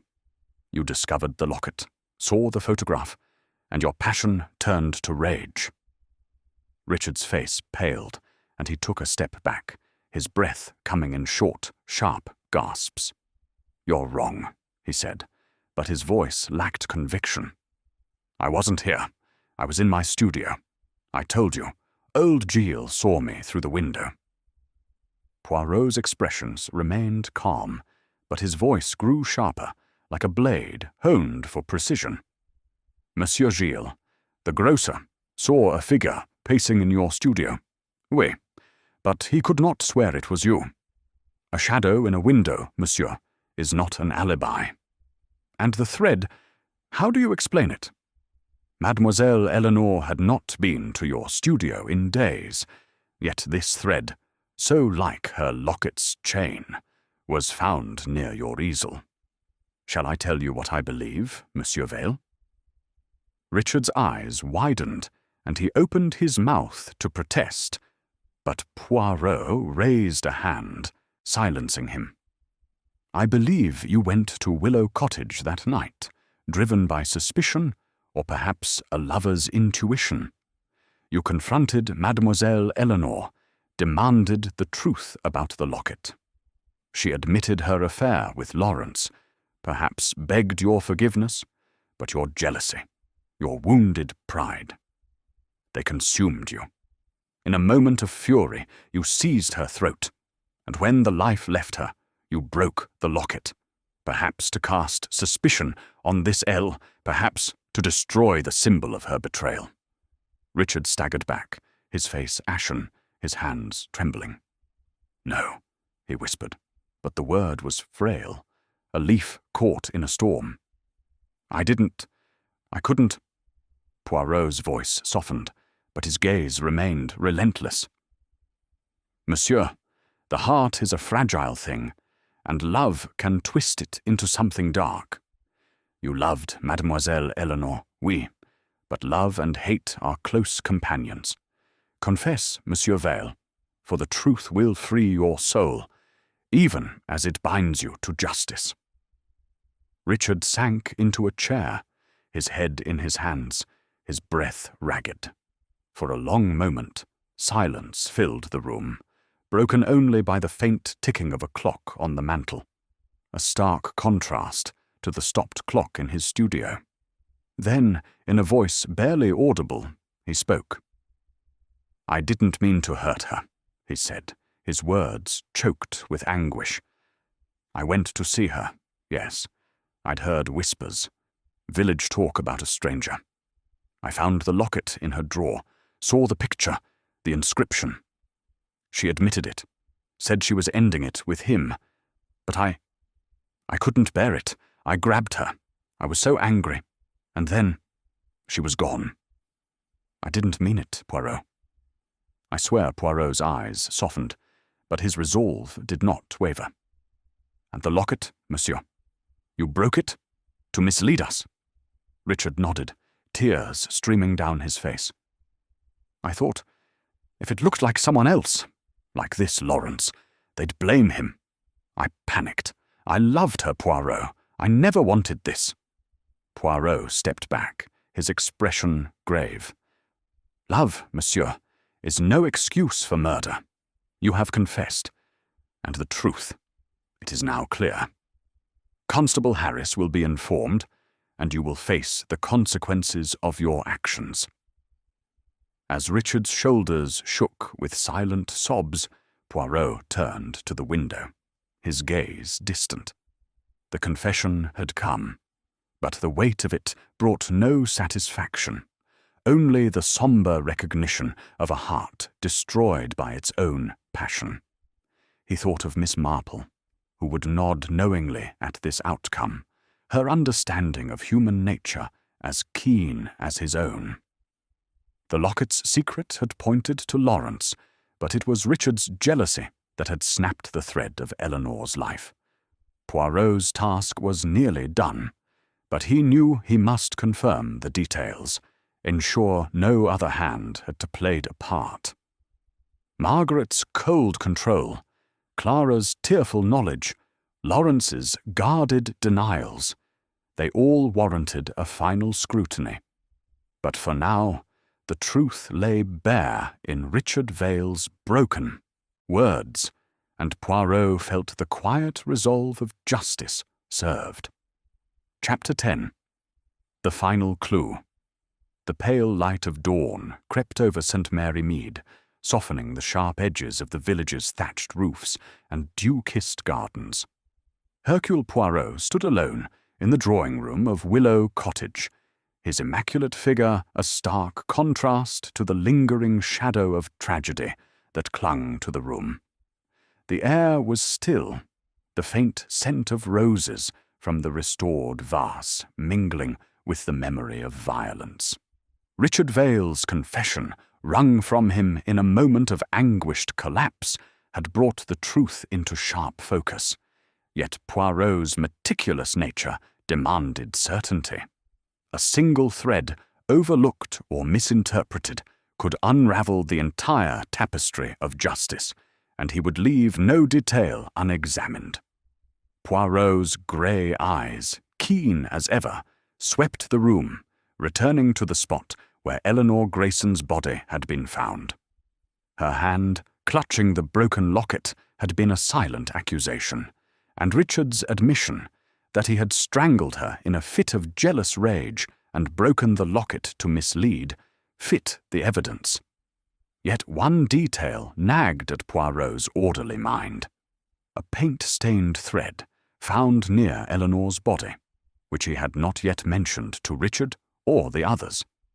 It was a small thing, but to Poirot, the smallest things often spoke the loudest. He drew the thread from a small envelope in his waistcoat pocket, holding it up to the light filtering through the lace curtains. It was coarse, faintly green, with the unmistakable sheen of oil paint. A thread from an artist's smock, perhaps, or a coat worn in a studio. Richard Vale, with his paint-splattered hands and chaotic workspace, was the obvious source, but Poirot's little grey cells demanded confirmation.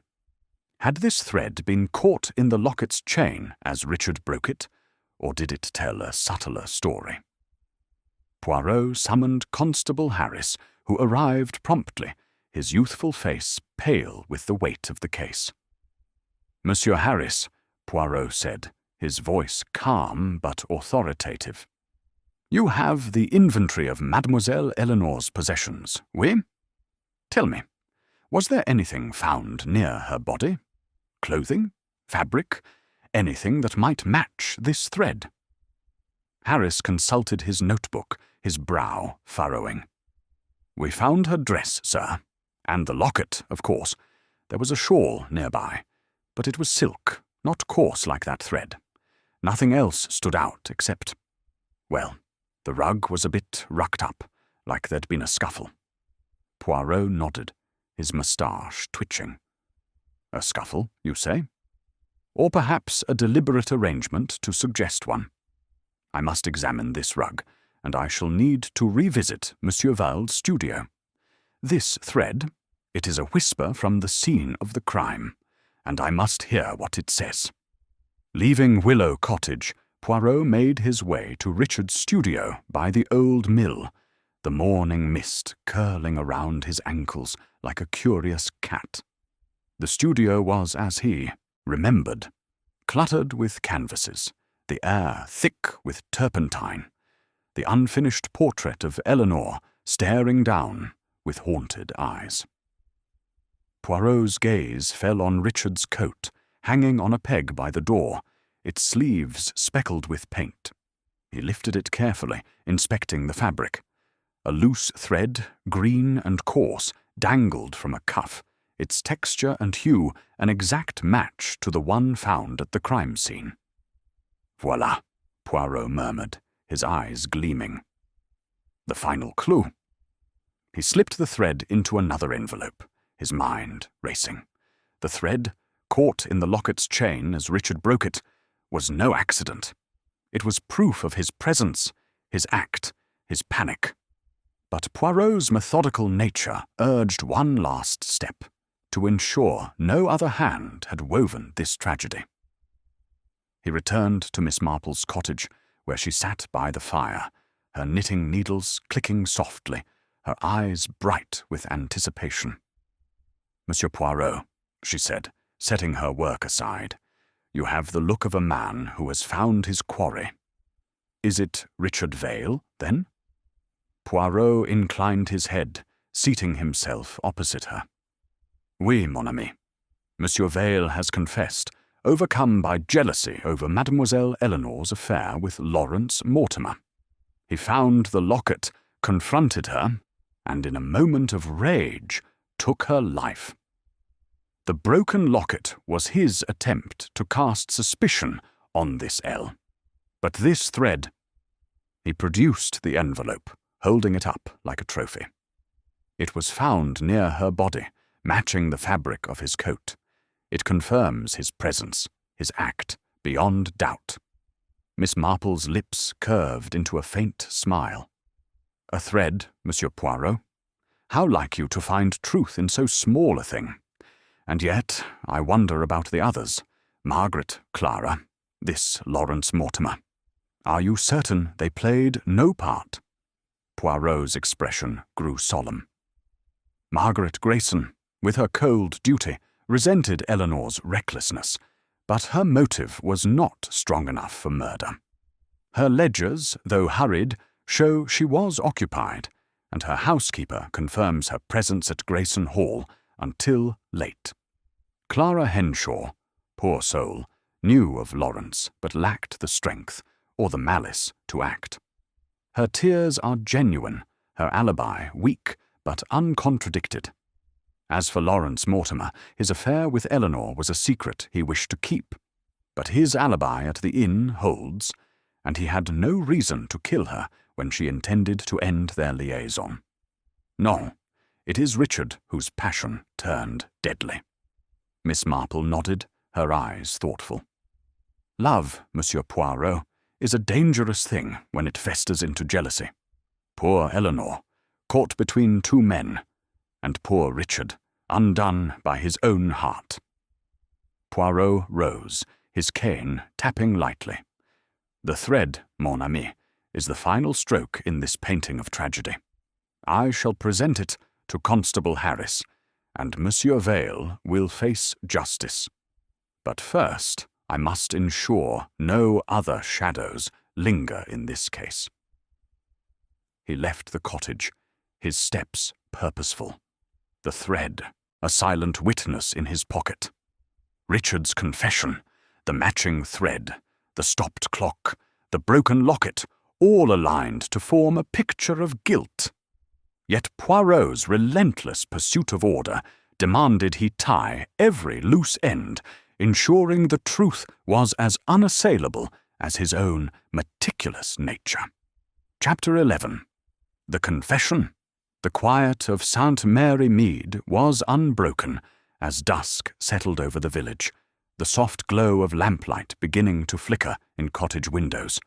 Hercule Poirot stood once more in the drawing-room of Willow Cottage, the scene of Eleanor Grayson's tragic end. The room, though tidied, seemed to hold its breath, as if awaiting the final resolution of the mystery that had shaken the village's placid surface. Poirot had summoned the three suspects, Richard Vale, Margaret Grayson, and Clara Henshaw, along with Constable Harris and Miss Jane Marple, whose keen insight had been a silent partner in his investigation. The air was thick with anticipation, for Poirot's relentless pursuit of truth had reached its climax. Richard Vale sat slumped in an armchair, his face haggard, his dark eyes hollow with the weight of his earlier confession. Margaret Grayson perched on a high-backed chair, her posture rigid, her grey eyes wary but composed.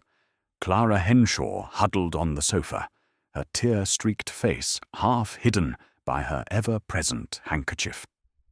Constable Harris stood by the door, his notebook at the ready, while Miss Marple sat quietly in a corner, her knitting untouched, her gaze fixed on Poirot, with the quiet certainty of one who knew the truth was about to be laid bare.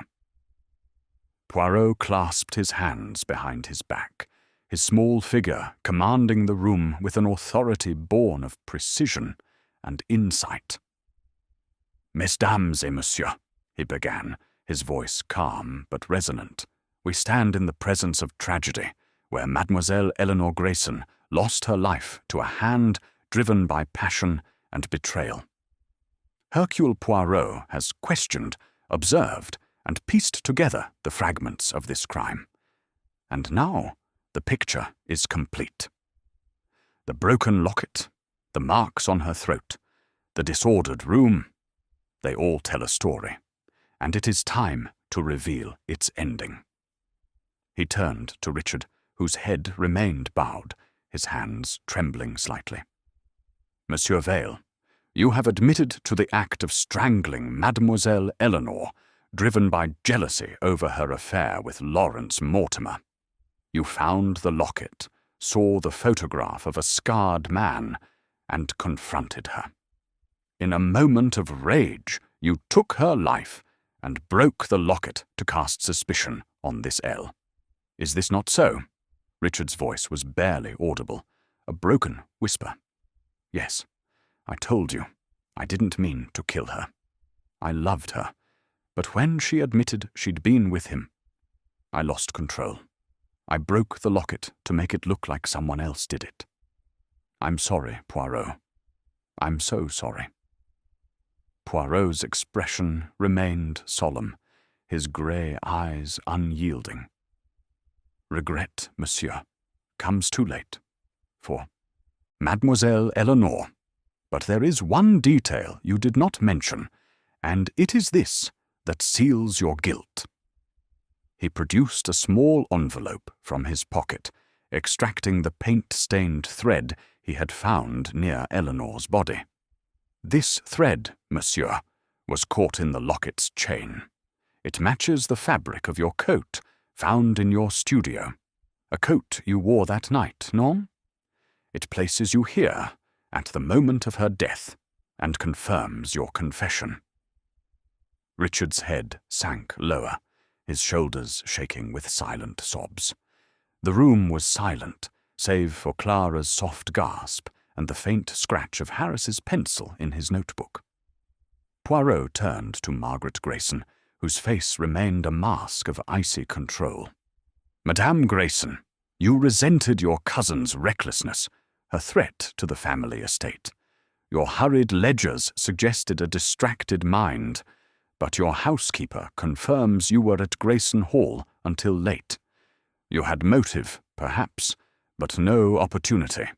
Your role in this tragedy is one of cold duty, not violence. Margaret's lips twitched, but she said nothing, her eyes flickering with a mix of relief and disdain. Poirot's gaze softened as he turned to Clara Henshaw. Mademoiselle Henshaw, you knew of Lawrence Mortimer, of his dangerous hold over Eleanor. Your tears, your fear, they are genuine, but your solitude that night leaves you vulnerable. Yet I believe you loved your friend, and your only fault was silence when she needed your voice. Clara's tears fell anew, and she nodded, unable to speak. Poirot's gaze then swept the room, landing on the absent figure of Lawrence Mortimer. As for Monsieur Mortimer, the scarred man of the locket, his affair with Mademoiselle Eleanor was a secret he wished to keep. His alibi at the Rose and Crown holds, and Eleanor's diary shows she intended to end their liaison. He had no reason to kill her, for her silence protected him. None.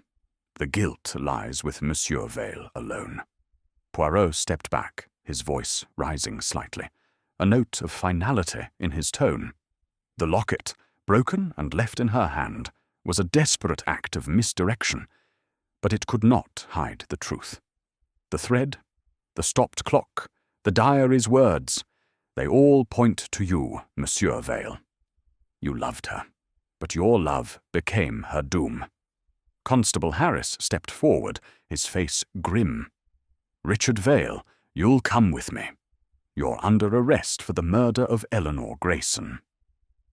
Richard rose, his movements slow, as if the weight of his guilt anchored him to the earth. I never meant it, he whispered, one last plea, as Harris led him away. Poirot watched him go, his heart heavy with the sorrow of a case resolved. He turned to Miss Marple, whose eyes met his with quiet understanding. Mon ami, he said softly, the human heart is a labyrinth, and love is its most treacherous path. We have found the truth, but it brings no joy. Miss Marple nodded, her voice gentle. No, Monsieur Poirot, but it brings justice. Eleanor's memory can rest, and Saint Mary Mead may find peace again." Poirot inclined his head, his moustache quivering faintly. The confession was complete, the final clue secured, but the echoes of Eleanor's life and her love would linger in the village long after he departed. Chapter 12. The order restored. The soft glow of evening settled over St. Mary Mead, bathing the village in a tranquil light that seemed to soothe the wounds of recent days. Hercule Poirot sat in Miss Jane Marple's cosy parlour, a steaming cup of tea before him, its delicate aroma mingling with the faint scent of lavender from a vase on the mantel. The fire crackled gently, casting a warm flicker across the room, and for the first time since his arrival, Poirot felt the weight of the case lift, replaced by the quiet satisfaction of a puzzle solved. Richard Vale's confession, sealed by the damning evidence of the paint-stained thread, had brought justice to Eleanor Grayson's memory, yet the tragedy of her death lingered like a shadow in Poirot's orderly mind. Miss Marple, her knitting resumed, sat opposite him, her needles clicking in a steady rhythm that mirrored the calm that had returned to the village. Her eyes, sharp and knowing behind her spectacles, regarded Poirot with a warmth tempered by the wisdom of one who had seen the darker corners of human nature. "Monsieur Poirot," she said, setting her knitting aside, "you have brought light to a very dark affair. St. Mary Mead owes you a debt, though I dare say the villagers will soon return to their tea-parties and gossip, as if poor Eleanor's death were but a passing storm." Poirot's moustache twitched, a faint smile playing at his lips. "Mon ami, it is the way of the world, is it not? The heart grieves, but life persists. Yet for Hercule Poirot, the restoration of order is the true reward. Mademoiselle Eleanor's death was a chaos, a disruption of the natural harmony, and now, with Monsieur Vale's confession, that harmony is restored." He sipped his tea, his grey eyes distant as he reflected on the case. "The locket, mon ami, was the key, as you so wisely foresaw. Its inscription, its photograph, its broken hinge. They pointed to a secret love. But it was the passion of Monsieur Vale, not Monsieur Mortimer, that proved fatal. The thread from his coat, caught in the locket's chain, was the final note in this tragic symphony." Miss Marple nodded, her lips curving into a thoughtful smile. "And yet, Monsieur Poirot, it is the human heart that writes such symphonies, is it not? Love, jealousy, betrayal, they are as old as time, and no village, however quiet, is immune. Eleanor was a bright soul, but she wandered into a web of her own making, and poor Richard couldn't bear the weight of her secrets." Poirot set his cup down, his hands clasped before him. "Oui, the heart is a labyrinth, and love is its most perilous path. Monsieur Vale loved her, but his love was possessive, baum flame that consumed rather than warmed.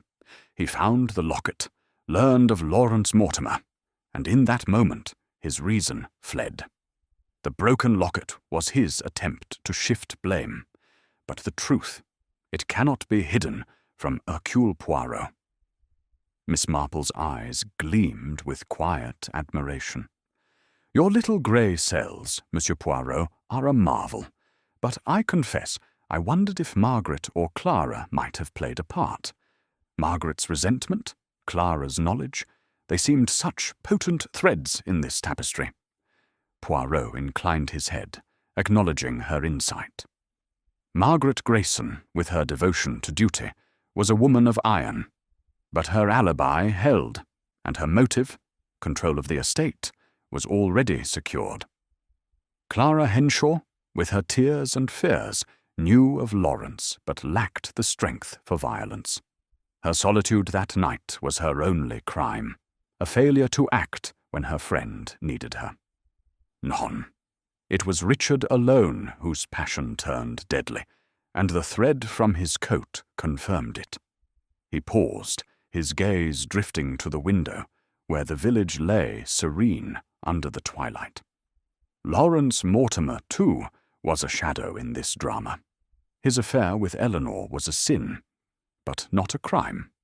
His alibi at the Rose and Crown, though not perfect, aligns with Eleanor's intent to end their liaison.